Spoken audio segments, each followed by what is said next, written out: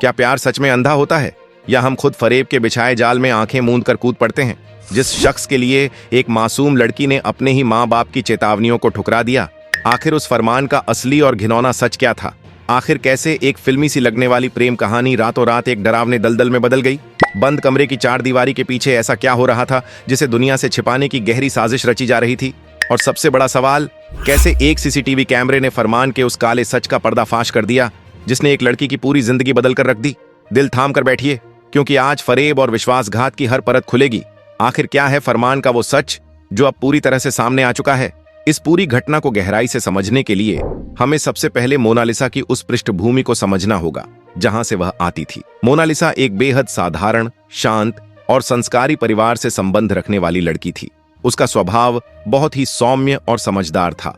वह उन लड़कियों में से थी जो अपने परिवार से बहुत गहराई से जुड़ी होती हैं और अपनी मर्यादाओं का पूरा सम्मान करती हैं। उसके जीवन में कोई बहुत बड़ी उथल पुथल या कोई गहरी परेशानी नहीं थी। घर का माहौल बहुत ही सकारात्मक और प्रेमपूर्ण था। माता पिता अपनी बेटी का हर संभव ख्याल रखते थे और उसे एक बेहतर भविष्य देने के लिए अपनी तरफ से पूरी कोशिश कर रहे थे। मोनालिसा भी अपने जीवन के लक्ष्यों की तरफ बहुत ही शांति और धैर्य के साथ आगे बढ़ रही थी। उसकी जिंदगी एक शांत नदी की तरह बह रही थी जिसमें कोई शोर शराबा नहीं था, लेकिन नियति को शायद कुछ और ही मंजूर था। अक्सर जब जीवन बहुत शांत होता है तो एक ऐसा मोड़ आता है जो सब कुछ पलट कर रख देता है। मोनालिसा के जीवन में वह मोड़ तब आया जब उसकी मुलाकात फरमान से हुई। फरमान कोई साधारण व्यक्ति नहीं था। उसके पास बातों का एक ऐसा जादू था जो किसी को भी अपने प्रभाव में ले सकता था। वह पहली ही मुलाकात में बहुत ही अलग, बहुत ही सुलझा हुआ और बेहद परवाह करने वाला इंसान नजर आया। उसकी बातें इतनी मीठी और इतनी प्रभावशाली होती थीं कि सामने वाला व्यक्ति बहुत ही आसानी से उस पर विश्वास कर ले। फरमान ने शुरुआत से ही मोनालिसा को यह एहसास दिलाना शुरू कर दिया कि इस पूरी दुनिया में अगर उसे कोई सबसे अच्छी तरह समझ सकता है तो वह केवल फरमान ही है। जब कोई हर वक्त आपके साथ होने का दावा करे तो उस पर यकीन करना बहुत आसान हो जाता है। अपराध शास्त्र और मनोविज्ञान में एक शब्द होता है जिसे ग्रूमिंग कहा जाता है। यह एक ऐसी प्रक्रिया है जिसमें एक शातिर व्यक्ति किसी मासूम या कमजोर इंसान का विश्वास बहुत ही व्यवस्थित तरीके से जीतता है ताकि भविष्य में उस पर अपना पूरा मानसिक या भावनात्मक नियंत्रण स्थापित किया जा सके। फरमान ने मोनालिसा के साथ बिल्कुल यही मनोवैज्ञानिक खेल खेला। जरा सोचिए, जब कोई व्यक्ति आपकी हर छोटी बड़ी बात को बहुत ध्यान से सुने, आपके हर छोटे से दुख में आपके साथ एक मजबूत दीवार की तरह खड़ा नजर आए, आपकी हर खुशी में अपनी खुशी ढूंढे और आपको यह महसूस कराए कि आपके बिना उसका कोई अस्तित्व ही नहीं है, तो कोई भी साधारण इंसान उस पर आंख बंद करके भरोसा करने लगेगा। मोनालिसा के साथ भी यही हुआ। धीरे धीरे दोनों के बीच संवाद बढ़ने लगा। फोन पर लंबी लंबी बातें होने लगीं और एक ऐसा काल्पनिक भविष्य बुना जाने लगा जो असल जिंदगी की सच्चाइयों से बहुत दूर था। मोनालिसा को लगने लगा कि उसे उसके जीवन का वह आदर्श साथी मिल गया है जिसके साथ वह अपनी पूरी उम्र बिना किसी परेशानी के बिता सकती है। लेकिन यहीं पर मोनालिसा से उसके जीवन की सबसे बड़ी भूल हो गई। उसने फरमान के उस बाहरी मुखौटे पर आंख बंद करके विश्वास कर लिया। उसने फरमान के स्वभाव, उसके असली इरादों और उसके अतीत को जांचने या परखने की कोई कोशिश नहीं की। प्रेम के उस खुमार में उसने इस रिश्ते को समय देने की आवश्यकता को बिल्कुल नजरअंदाज कर दिया और यही वह सबसे बड़ी गलती थी जिसकी एक बहुत ही भारी कीमत उसे आने वाले समय में चुकानी थी। जब कोई व्यक्ति किसी के गहरे प्रभाव में होता है तो उसे अपने आसपास के उन लोगों की बातें भी कड़वी लगने लगती हैं जो वास्तव में उसका भला चाहते हैं। जब मोनालिसा ने अपने माता पिता और अपने परिवार वालों को फरमान और अपने इस रिश्ते के बारे में बताया तो उनका पहला रिएक्शन बिल्कुल वैसा ही था जैसा किसी भी अनुभवी और जिम्मेदार माता पिता का होना चाहिए। उन्होंने इस रिश्ते को तुरंत स्वीकार करने से साफ इनकार कर दिया। यह इनकार किसी दुश्मनी या किसी द्वेष के कारण नहीं था, बल्कि यह उनके जीवन के अनुभव और उनकी उस अंतर्दृष्टि का परिणाम था जो अक्सर माता पिता अपने बच्चों के भविष्य को लेकर महसूस कर लेते हैं। उन्होंने मोनालिसा को बहुत ही प्यार से बैठाकर समझाया। उन्होंने कहा कि जीवन के इतने बड़े फैसले जल्दबाजी में नहीं लिए जाते। उन्होंने उसे थोड़ा और समय लेने, सामने वाले इंसान को अच्छी तरह से समझने और ठंडे दिमाग से विचार करने की सलाह दी। लेकिन जब इंसान भावनाओं के ज्वार में बह रहा होता है तो उसके सोचने समझने की तार्किक क्षमता लगभग खत्म हो जाती है। भावनाओं के उस अवास्तविक संसार में डूबी मोनालिसा को अपने ही माता पिता गलत नजर आने लगे। उसे लगा कि उसका परिवार उसकी भावनाओं को समझ ही नहीं पा रहा है। उसे लगा कि उसके माता पिता पुराने ख्यालात के हैं और वे फरमान की उन अच्छाइयों को नहीं देख पा रहे हैं जो केवल उसे दिखाई दे रही हैं। इसी वैचारिक मतभेद और अपनी जिद के चलते मोनालिसा ने एक ऐसा विद्रोही कदम उठा लिया जिसने उसकी जिंदगी की पूरी दिशा ही पलट कर रख दी। उसने अपने परिवार की चेतावनियों को पूरी तरह से दरकिनार कर दिया और अपना घर छोड़कर फरमान के साथ जाने का एक बहुत बड़ा और जोखिम भरा फैसला कर लिया। मोनालिसा का फरमान के साथ जाना केवल एक घर छोड़ने तक सीमित नहीं था।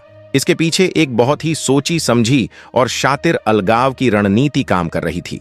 फरमान बहुत अच्छी तरह से जानता था कि अगर वे मोनालिसा के शहर या उसके आसपास के किसी इलाके में रहे तो मोनालिसा का परिवार कभी भी उन तक पहुंच सकता है और जरूरत पड़ने पर मोनालिसा को उनके चंगुल से वापस ला सकता है। इसीलिए फरमान ने शादी रचाने और अपनी नई जिंदगी शुरू करने के लिए भारत के दक्षिणी छोर पर स्थित राज्य केरल का चुनाव किया। एक छोटे से शहर से निकलकर केरल जैसे सुदूर राज्य में जाना कोई सामान्य बात नहीं थी।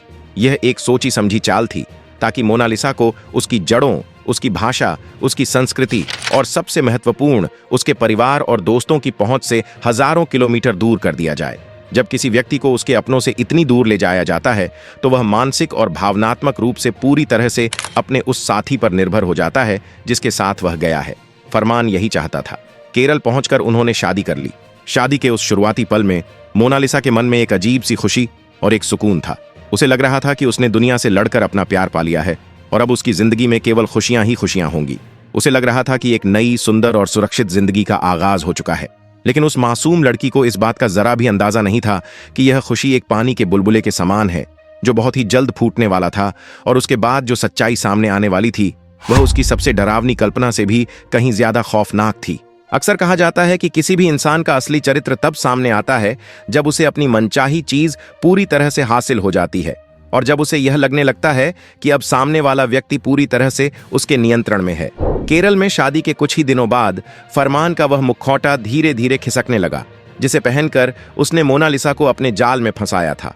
जो इंसान शादी से पहले इतनी मिठास, इतनी परवाह और इतने सम्मान के साथ बात करता था, उसका व्यवहार अब पूरी तरह से बदलने लगा था। शुरुआत छोटी छोटी बातों पर नाराजगी जताने से हुई।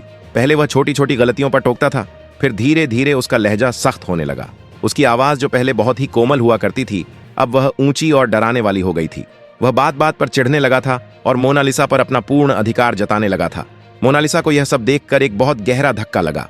वह हैरान थी और उसके मन में बार बार यह सवाल उठने लगा था कि क्या यह वही इंसान है जिसके लिए उसने पूरी दुनिया से बगावत कर दी थी? क्या उसने अपने जीवन का सबसे बड़ा दांव एक गलत इंसान पर लगा दिया है? लेकिन अब पछताने या पीछे मुड़कर देखने का कोई रास्ता नहीं बचा था। वह हजारों किलोमीटर दूर एक अनजान जगह पर थी जहां न कोई उसका अपना था और न ही कोई ऐसा जिससे वह अपनी तकलीफ साझा कर सके। फरमान का दुर्व्यवहार धीरे धीरे अपनी सीमाएं पार करने लगा था। वह अब केवल ऊंची आवाज में बात ही नहीं करता था बल्कि उसने मानसिक रूप से मोनालिसा को प्रताड़ित करना और उसके साथ बेहद अमानवीय व्यवहार करना भी शुरू कर दिया था। यह एक ऐसे भयानक सपने की शुरुआत थी जिससे जागना मोनालिसा के लिए लगभग असंभव होता जा रहा था। इस पूरी खौफनाक कहानी का सबसे बड़ा और सबसे निर्णायक मोड़ तब आया जब दोनों एक होटल में ठहरे हुए थे। बाहर से देखने पर वहां मौजूद किसी भी व्यक्ति को यही लगता कि यह एक नया नवेला शादीशुदा जोड़ा है जो अपनी जिंदगी के सबसे खूबसूरत पल बिताने के लिए यहां आया है। होटल का माहौल बहुत ही सामान्य और शांत था, लेकिन उस बंद कमरे के अंदर जो खेल चल रहा था वह किसी भी इंसान की रूह को कंपा देने के लिए काफी था। उस कमरे की चार दीवारी के भीतर फरमान का असली और सबसे घिनौना रूप पूरी तरह से नंगा हो चुका था। वह मोनालिसा पर एक अमानवीय तरीके से हावी होने की कोशिश कर रहा था। वह उस पर बहुत ही भयानक दबाव डाल रहा था और उसके साथ एक ऐसा डरावना व्यवहार कर रहा था जिसकी इजाजत कोई भी सभ्य समाज नहीं देता। मोनालिसा अंदर से पूरी तरह टूट चुकी थी। वह डर के मारे कांप रही थी और खुद को उस नियंत्रण से बचाने की लगातार गुहार लगा रही थी। उसकी आंखों से लगातार आंसू बह रहे थे और उसकी चीखें उस बंद कमरे की दीवारों से टकरा रही थीं। लेकिन फरमान को यह नहीं पता था कि कानून और न्याय की आंखें भी उस होटल में मौजूद हैं। होटल के कॉरिडोर और लॉबी में लगे सीसीटीवी कैमरे उस पूरी घटना, उस चीख पुकार और फरमान की उस आक्रामकता को बहुत ही बारीकी से रिकॉर्ड कर रहे थे। फरमान की ऊंची आवाजें और मोनालिसा के रोने की आवाजें धीरे धीरे कमरे से बाहर कॉरिडोर तक पहुंचने लगीं। होटल के स्टाफ को तुरंत शक हो गया कि अंदर हालात सामान्य नहीं हैं। जैसे जैसे आवाजें तेज हुईं, वहां लोग इकट्ठा होने लगे और स्थिति बहुत ही तनावपूर्ण हो गई। अंततः जो सच वह बंद कमरे में दबाना चाहता था वह सीसीटीवी फुटेज के जरिए पूरी दुनिया के सामने बेनकाब हो गया। फुटेज में साफ दिख रहा था कि कैसे एक डरी सहमी लड़की को मानसिक और शारीरिक रूप से डराया धमकाया जा रहा था। अब यह मामला सिर्फ दो लोगों के बीच का आपसी मनमुटाव या पति पत्नी का झगड़ा नहीं रह गया था। सीसीटीवी फुटेज सामने आने के बाद यह स्पष्ट हो गया था कि यह एक बहुत ही गंभीर किस्म का अपराध है। जरा सोचिए, उस लड़की की मानसिक स्थिति के बारे में जो कुछ ही महीने पहले तक अपने माता पिता के सुरक्षित आशियाने में रहती थी, जिसके अपने सपने थे, जिसकी अपनी एक खूबसूरत दुनिया थी। आज वही लड़की एक अनजान शहर के एक होटल के कमरे में एक आपराधिक मानसिकता वाले इंसान के सामने अपनी इज्जत और अपनी जिंदगी की भीख मांग रही थी। यह बेबसी और यह दर्द शब्दों के दायरे में नहीं बांधा जा सकता। मोनालिसा को अब अपने उस विद्रोही फैसले पर भयंकर पछतावा हो रहा था। उसे समझ आ गया था कि जिस व्यक्ति को उसने अपना रक्षक माना था वही उसका सबसे बड़ा भक्षक बन चुका है। लेकिन सवाल यह उठता है कि इतनी प्रताड़ना सहने के बाद भी मोनालिसा ने शुरू में पुलिस या किसी और से मदद क्यों नहीं मांगी? इसका जवाब फरमान की उस शातिर ब्लैकमेलिंग में छिपा था। फरमान मोनालिसा को डराता था कि अगर उसने किसी को भी उनके बीच के हालात के बारे में कुछ भी बताया तो इसका अंजाम बहुत बुरा होगा। वह सीधे तौर पर मोनालिसा के माता पिता और उसकी बहनों को नुकसान पहुंचाने की भयानक धमकियां देता था। मोनालिसा अपने दर्द को तो किसी तरह सह सकती थी, लेकिन वह अपने उस परिवार पर कोई आंच नहीं आने देना चाहती थी जिसे वह पहले ही अपने फैसलों से बहुत बड़ा दुख दे चुकी थी। इसी डर ने उसके होंठ सिल दिए थे और वह घुट घुट कर वह सारा अत्याचार सहने पर मजबूर थी। दिन रात का वह मानसिक दबाव और वह खौफनाक माहौल मोनालिसा को अंदर ही अंदर दीमक की तरह खोखला कर रहा था। रातों को उसकी नींद उड़ चुकी थी। होटल का वह डरावना दृश्य, फरमान की वह आक्रामक आंखें और वह धमकियां बार बार उसके दिमाग में किसी बुरे सपने की तरह घूमती रहती थीं। ऐसे कठिन समय में उसे अपने घर की, अपनी माँ की उस मीठी पुकार की और पिता के उस सुरक्षा भरे स्पर्श की बहुत याद आती थी। उसे एहसास हो रहा था कि बाहर की इस क्रूर दुनिया में परिवार के अलावा कोई भी आपका अपना नहीं होता। वह बार बार यही सोचती थी कि काश उसने उस दिन जिद न की होती। लेकिन इंसान के सहने की भी एक सीमा होती है। जब वह सीमा टूटती है तो अंदर से एक ऐसी बगावत जन्म लेती है जो बड़े से बड़े खौफ को भी हरा देती है। मोनालिसा के अंदर भी अब वह चिंगारी सुलगने लगी थी। उसने मन ही मन तय कर लिया था कि अब वह इस घुट घुट कर मरने वाली जिंदगी को और नहीं जिएगी। एक दिन जब फरमान घर पर नहीं था, मोनालिसा ने अपनी सारी हिम्मत जुटाई। उसके हाथ कांप रहे थे, दिल जोर जोर से धड़क रहा था, लेकिन उसने अपना पुराना फोन निकाला। उसमें उसकी एक बहुत ही पुरानी और भरोसेमंद सहेली का नंबर सुरक्षित था। उसने कांपती उंगलियों से वह नंबर मिलाया। जैसे ही फोन उठा और उधर से उसकी सहेली की आवाज आई, मोनालिसा के सब्र का बांध टूट गया। उसके गले से शब्द नहीं निकल रहे थे, सिर्फ फफक फफक कर रोने की आवाजें आ रही थीं। कुछ देर बाद उसने हिम्मत करके अपने साथ हुए एक एक जुल्म की दास्तान अपनी दोस्त को कह सुनाई। उसकी दोस्त ने बिना कोई सवाल किए, बिना उसे उसकी गलती का एहसास कराए, पूरी बात को बहुत ही गंभीरता और शांति से सुना। मोनालिसा की दोस्त ने उसे एक बहुत ही स्पष्ट और मजबूत सलाह दी। उसने कहा कि अगर तुम आज भी चुप रही तो यह इंसान तुम्हें पूरी तरह से बर्बाद कर देगा। अब खामोश रहने का समय नहीं है, अब कदम उठाने का समय है।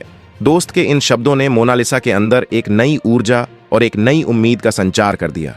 लेकिन फरमान के चंगुल से बचकर निकलना इतना आसान नहीं था। फरमान की नजर हर वक्त मोनालिसा पर रहती थी। वह किससे बात करती है, कहाँ जाती है, सब कुछ उसकी निगरानी में था। यह बिल्कुल उसी तरह था जैसे किसी पक्षी को एक अदृश्य पिंजरे में कैद कर दिया गया हो। यह उन सभी मामलों की तरह था जहां एक शोषक व्यक्ति अपने शिकार को पूरी दुनिया से काटकर उस पर अपना पूरा नियंत्रण स्थापित कर लेता है। लेकिन मोनालिसा ने अब हार न मानने की कसम खा ली थी। उसने एक दिन बहुत ही समझदारी और योजनाबद्ध तरीके से मौका तलाशा। जिस दिन फरमान किसी काम से घर से बाहर गया हुआ था और उसे वापस आने में समय लगने वाला था, मोनालिसा ने अपनी उस दोस्त से दोबारा संपर्क किया। उसकी दोस्त ने बाहर से पूरी व्यवस्था कर रखी थी। धड़कते दिल और कांपते कदमों के साथ मोनालिसा ने उस कैद खाने की दहलीज को पार किया। यह केवल एक घर से बाहर निकलना नहीं था, यह खौफ की बेड़ियों को तोड़कर आजादी और सम्मान की ओर बढ़ाया गया उसका पहला और सबसे मजबूत कदम था। उसकी सहेली की मदद से उसे तुरंत एक बहुत ही सुरक्षित स्थान पर पहुंचा दिया गया। लंबे समय बाद मोनालिसा ने एक खुली और सुरक्षित हवा में सांस ली थी।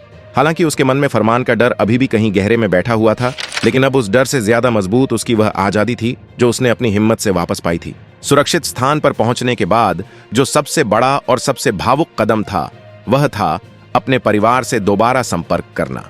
मोनालिसा को लग रहा था कि शायद उसके माता पिता उसे कभी माफ नहीं करेंगे, शायद वे उसे अब अपनी बेटी मानने से इनकार कर देंगे। इन्हीं आशंकाओं के बीच उसने अपने घर का नंबर मिलाया। लेकिन फोन के दूसरी तरफ से जो आवाज आई, उसमें कोई गुस्सा, कोई शिकायत या कोई ताना नहीं था। उसमें सिर्फ एक तड़पती हुई मां और एक बेबस पिता की रुलाई थी। महीनों से उन्होंने अपनी बेटी की कोई खबर नहीं सुनी थी। वे इस चिंता में रात दिन घुल रहे थे कि उनकी बच्ची किस हाल में होगी, सुरक्षित भी होगी या नहीं। जैसे ही उन्हें पता चला कि उनकी मोनालिसा सुरक्षित है और उनके पास वापस आना चाहती है, उनकी आंखों से खुशी और दर्द के मिले जुले आंसू बह निकले। उन्होंने एक पल की भी देरी की बिना कहा, बेटा, जो हुआ सो हुआ, तुम बस जल्दी से घर वापस आ जाओ। हम आज भी तुम्हारे साथ वैसे ही खड़े हैं जैसे पहले थे। यह सुनकर मोनालिसा फूट फूट कर रोने लगी। उसे इस बात का बहुत गहरा पश्चाताप था कि उसने ऐसे निस्वार्थ प्रेम करने वाले माता पिता को कितना बड़ा दुख दिया था। दुनिया की कोई भी ताकत, कोई भी इंसान आपको वह प्यार और वह सुरक्षा नहीं दे सकता जो आपका अपना परिवार देता है। फरमान ने उसे मीठी बातों का जो जहर दिया था, उसके अपनों ने अपने निस्वार्थ प्रेम के अमृत से उस जहर को काट दिया।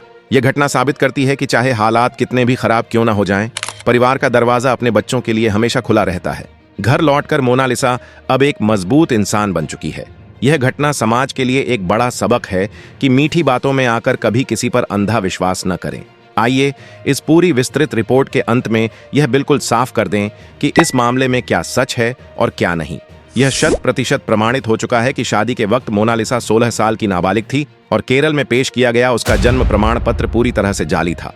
इन्हीं पुख्ता सबूतों के आधार पर पुलिस ने पोक्सो और एट्रोसिटी एक्ट के तहत FIR दर्ज कर ली है। वहीं दूसरी ओर फरमान का होटल के बंद कमरे में डरावना बर्ताव, CCTV फुटेज के दावे और एक सहेली की मदद से मोनालिसा के भागकर वापस लौटने की जो बातें सामने आ रही हैं, उनकी अभी तक कोई आधिकारिक पुष्टि नहीं हुई है और ये पुलिस की आगे की जांच का हिस्सा है। इसके अलावा अदालत का आखिरी फैसला आना भी अब भी बाकी है। अगर आपको हमारी यह तथ्य आधारित और बेबाक रिपोर्टिंग पसंद आई हो तो समाज को जागरूक करने के लिए इस वीडियो को अब भी लाइक करें और अपने परिजनों व दोस्तों के साथ इसे अधिक से अधिक शेयर करें। बिना किसी मिलावट की एकदम सच्ची खबरों के लिए आपके अपने चैनल को आज ही सब्सक्राइब करें। जय हिंद।